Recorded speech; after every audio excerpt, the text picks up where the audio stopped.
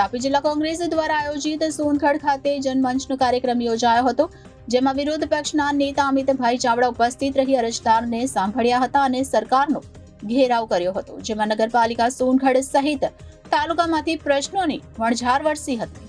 સોનગઢ ખાતે તાપી જિલ્લા આયોજિત જનમંચનો કાર્યક્રમ યોજાયો હતો, જેમાં વિરોધ પક્ષના નેતા અમિતભાઈ ચાવડા ઉપસ્થિત રહી અરજદારોને સાંભળ્યા હતા અને તેમના પ્રશ્નો લેખિતમાં લઈ વિધાનસભામાં લઈ જવાની તૈયારી બતાવી હતી। આ જનમંચ કાર્યક્રમમાં વિરોધ પક્ષના નેતા અમિતભાઈ ચાવડાએ સરકારને ઘેરાવ કરતા જણાવ્યું હતું કે સામાન્ય માણસ ટેક્સ ભરે છે અને પૈસા વપરાય છે, ઉદ્યોગપતિઓ માટે સિંચાઈ, પાણી, જંગલ, જમીન, આરોગ્ય સહિત વિદ્યાર્થીઓની શિષ્યવૃત્તિ સહિત જાતિના દાખલા સહિત વેદાંતા અને રેલ રોકો આંદોલન થયા, પણ સરકાર જાગી નહીં। જ્યારે પ્રજાનું કોઈ સાંભળતું નથી ત્યારે પ્રજાના પ્રશ્નોને વાચા આપવા કોંગ્રેસ વિપક્ષ તરીકે મોટી જવાબદારી છે।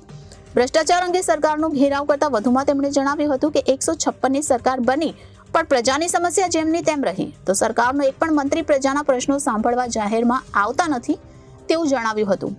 તો તાપી જિલ્લા કોંગ્રેસ દ્વારા આયોજિત સોનગઢ ખાતે જનમંચનો કાર્યક્રમ યોજાયો હતો, જેમાં વિરોધ પક્ષના નેતા અમિતભાઈ ચાવડા ઉપસ્થિત રહી અરજદારને સાંભળ્યા હતા અને સરકારનો ઘેરાવ કર્યો હતો, જેમાં નગરપાલિકા સોનગઢ સહિત તાલુકામાંથી પ્રશ્નોની વણઝાર વરસી હતી।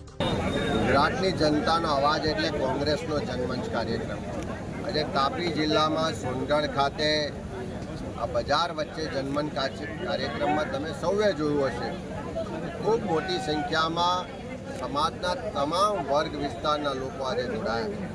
આ મંચ પર આવીને એમણે પોતાના આક્રોશ, વ્યથા અને તકલીફો રજૂ કરી। આજે આદિવાસી વિસ્તારમાં મેદાંતા જેવા પ્રોજેક્ટ આવે અને એમાંથી ઝીંકના ઉત્પાદનના નામે આખા વિસ્તારને ખતમ કરવાનો જે પ્રોજેક્ટ આવી રહ્યો છે એનો લોકો વિરોધ કરી રહ્યા છે। આજે ગ્રામ્ય વિસ્તારમાં શિક્ષણની વ્યવસ્થાઓ નથી, રસ્તા તૂટેલા છે। આજે ગ્રામ્ય વિસ્તારમાં જે અતિવૃષ્ટિ આવી, પૂર આવ્યું, એના કારણે ખેતી, જમીનો, મિલકતોને નુકસાન થયું, એનું આજ દિન સુધી કોઈને વળતર નથી મળ્યું। આજે ગ્રામ્ય વિસ્તારમાં વિદ્યાર્થીઓ માટે એસટીના પ્રશ્નો છે, સ્થાનિક યુવાનોને રોજગારના પ્રશ્નો છે, જળ, જંગલ, જમીનનો જેનો અધિકાર છે એ ફોરેસ્ટ એક્ટ હેઠળ આદિવાસીના દાવા હજુ નિકાલ થતા નથી। લોકો મોંઘવારીથી પરેશાન છે। આ સોનગઢ નગરપાલિકા વિસ્તાર છે, એમાં આજે લોકો ભ્રષ્ટાચારથી ખદબદે છે। જે રીતે વહીવટમાં ભ્રષ્ટાચાર થઈ રહ્યો છે, ભેદભાવ થઈ રહ્યો છે, ગેરરીતિઓ થઈ રહી છે, એની સામે લોકોનો આક્રોશ છે। ગ્રામ્ય વિસ્તારમાં પણ સરકાર દ્વારા વિકાસના કામોમાં પણ ભેદભાવ થઈ રહ્યો છે।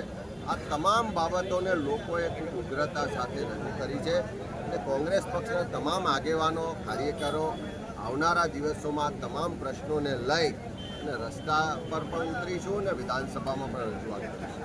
રિપોર્ટર આશીષ ગામિત, જનાદેશ ન્યૂઝ, તાપી।